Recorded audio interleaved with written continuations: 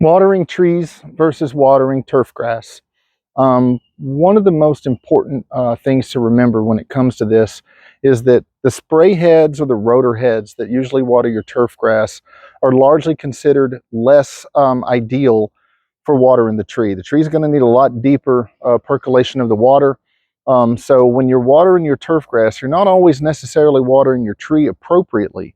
If you overwater your turf grass, you can often encourage root rots and other really nasty things that can affect a tree and shave decades off its life if it survives. So one of the most important things that we coach is what's called hydrozoning. Hydrozoning is where we make sure that there is a zone that is isolated to only tree watering versus a zone that waters the turf grass. If they're both watering together, it's a less than ideal situation.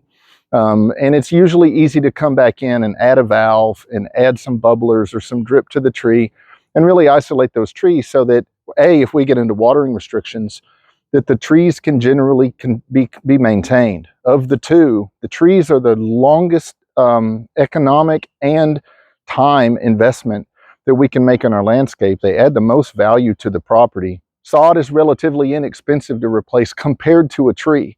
So if we get to where we can only water a certain amount of time, we'll usually prioritize that with trees, landscape, then sod and turf grass, which can often go dormant and still recover from rhizomes and other mechanisms.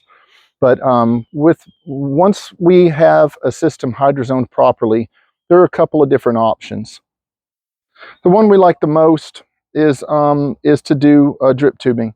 For one, it can be expanded as the tree gets larger. You could continue to coil it around.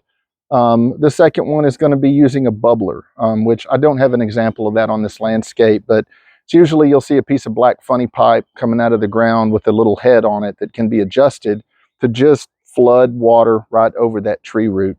Once a tree becomes fully mature, the ISA will teach us that it doesn't necessarily need supplemental water. By that time, it's fairly well calibrated to take care of its own water needs.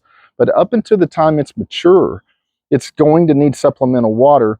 And the guys that plant trees all the time would prefer that we take our hose out, put it on a trickle, and let that run for 20 to 30 minutes. And the reason why they say that is because that way they know that somebody's watering it.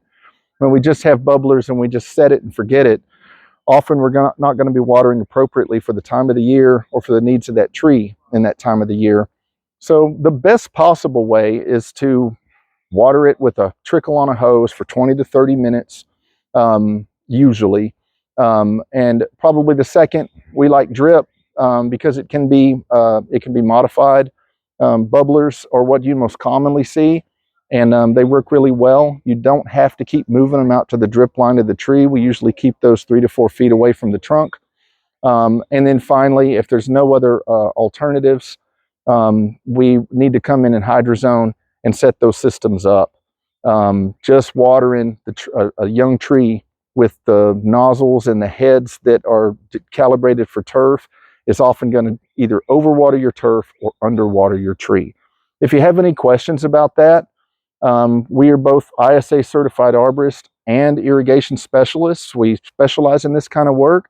Got a couple of fantastic techs that have been trained in both of these things. So we're happy to come out and consult about that and provide some solutions for the long-term health of both your trees and your turf.